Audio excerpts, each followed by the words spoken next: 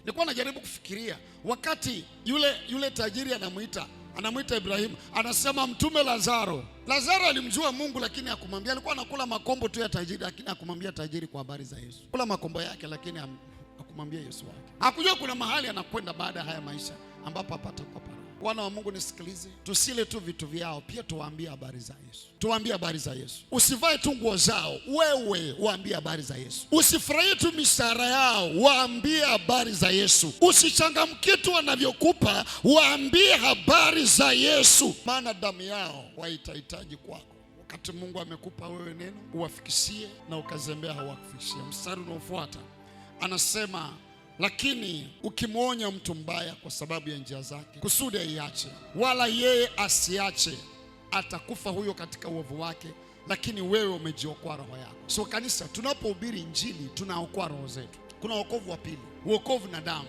ya wasiookoka. Kuna wokovu wa nafsi yako, lakini wokovu wa damu ya wasiookoka. Kwamba nimeokoka mimi naenda zangu, hapana. Kuna mtu ambaye Mungu anakuhitaji hubiri injili. Juzi nimepigiwa na mtu akaniambia, mchungaji, kwa nini umetuacha? Umetuachaje? Umetuacha, tulikuwa tunakufurahia sebuleni kwetu ukileta neno la Mungu. Wengi wakaniambia vile watoto wao waliacha ulevi na nini, bangi, kwa kunisikiliza kwenye TV. Tukikaa ndani watapotea. Ninakuita katika jina la Yesu. Ninakuita katika ulimwengu wa roho.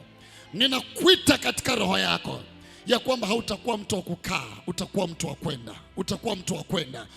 Utakuwa mtu wa kwenda. Watakusikia.